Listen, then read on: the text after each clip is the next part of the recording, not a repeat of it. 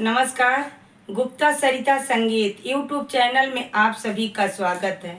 मैं एक सोहर श्री कृष्ण जी का सोहर गाने जा रही हूँ। गाना कैसा लगेगा लाइक सब्सक्राइब और कमेंट करिए।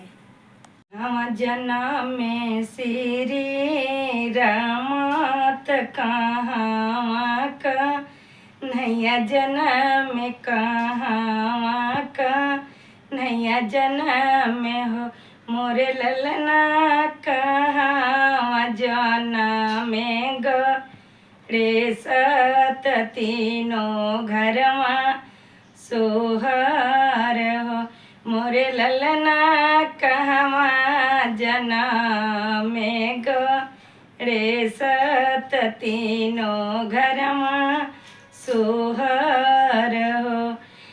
अवध में जन्मे श्री रामत मथुरा में का नैया जन्म में मथुरा में का नैया जन्म में हो मोरे ललना पर्वत पर जन्म में रे सत तीनों घरवा सोहर हो मोरे ललना पर्वत पर जन्म में रे सत तीनों घरवा सोहर हो।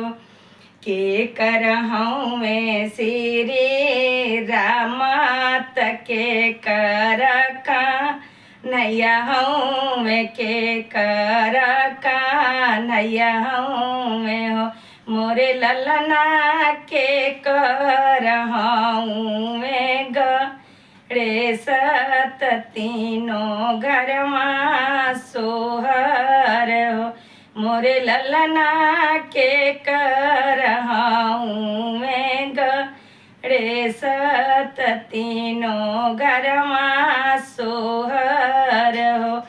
कौशल्या के जन्म मेले रामत देवकी के का नैया जन्म में देवकी के का नैया जन्म में हो मोरे ललना गौरी के हाऊ में रे सत तीनों घरवा सोहर हो मोरे ललना गौरी के हाऊ में रे सत तीनों घरवा सोहर हो।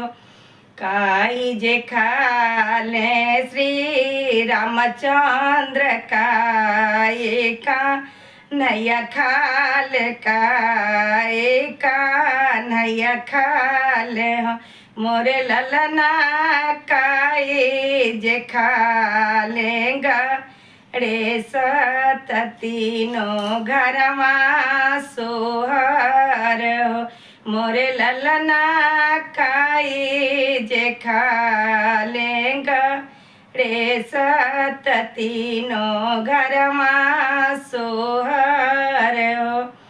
पूरी मिठाई श्री रामचंद्र माखाना का नैया खाले माखाना का नैया खाले हो मोरे ललना दोहिया छत खाले गणेश जी तीनों घरवा सोहर हो मोरे ललना दोहिया छत खाले रे सत तीनों घरवा सोहर हो। कहवा जन्म में श्री रामत कहवा का नैया जन्म में कहवा का नैया जन्म में हो मोरे ललना कहवा जन्म में लेंगा रे सत तीनों घरवा सोहर हो मोरे ललना कहवा जन्म में लेंगा रे सत तीनों घरवा सोहर हो।